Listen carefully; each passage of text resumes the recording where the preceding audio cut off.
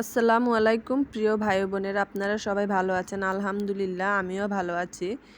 ধনিয়া লাগানো হয়েছিল যে ক্ষেতের মধ্যে, এখানে তিল লাগানো হবে, কালো তিল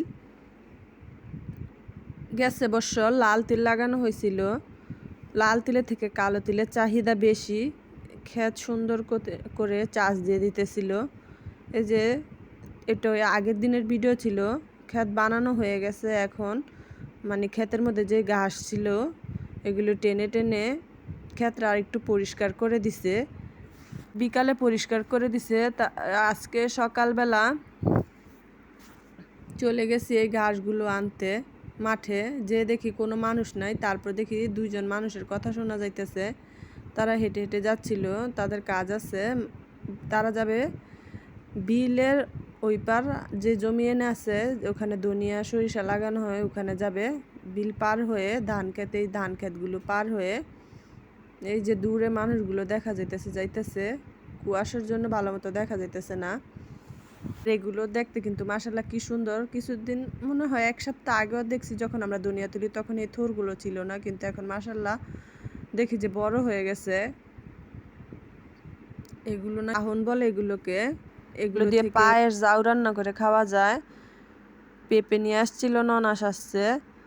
এই যে যে ধনিয়াগুলো নিয়েছিলাম শুকায় রাইখা দিছে, যে আজকে বিক্রি করে দিলাম।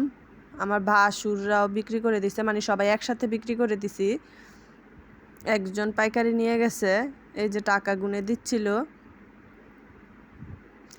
সব কষ্ট দূর হয়ে যায় যখন এত পরিশ্রমের পর টাকা হাতে পাওয়া যায়। যে আমার ভাসুরের বাড়িতে তারা চলে গেছে, বস্তা করে রেখে গেছে, এখন তালা খুলে দিচ্ছি, ওনারা নিয়ে যাবে। না থাকলেও সবসময় চাবি থাকে একটা আমাদের কাছে, যদি কোনো প্রয়োজনে যেতে হয় তার জন্য চাবি দিয়ে যায়।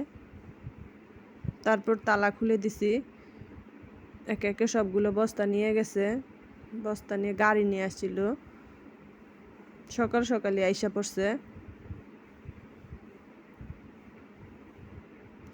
তারপরে আবার যে এরি ধান লাগানো হয়েছে, আমরা তো আগে লাগাইছি, তার জন্য ধানের থোর বাড়াইছে ঠিক মতো, নাকি বাড়াইতেছে না। তার জন্য করতেছে। আগে তো যখন এদিকে চারদিকে ধান লাগায় নাই, তখন তো কাছে যাওয়া যেত। আর এখন তো পানি দেওয়ার কারণে চারদিকে অনেক, মানে প্যাক কাদা, লাল দিয়ে যাওয়া যায় না। তার জন্য আমি দাঁড়াইছি। ভুট্টা ক্ষেতের এই ফুলগুলো আসছে, এই ফুলের মধ্যে এত পাপড়ির মতো আছে, মানে হাত দিয়ে নাড়া দেওয়ার পর একদম জোর জোরে পড়তেছে। তারপর বাড়িতে এসে পড়লাম। আমি বাড়িতে আসার সময় জমিতে শাক, অথবা আমরা বলি নাইল্লা শাক লাগানো হয়েছে, আর ভেন্ডিও লাগানো হয়েছে, কিন্তু ভেন্ডি গাছগুলো বড় হয় নাই, তার জন্য ভেন্ডি ধরতেছে না। ইনশাল্লাহ ধরবে কিছুদিনের ভিতরেই। আমি কিছু পাট শাকগুলো একদম খাওয়ার উপযুক্ত হয়ে গেছে, আমি কিছু তুলে নিয়ে আসলাম রান্না করার জন্য আজকে।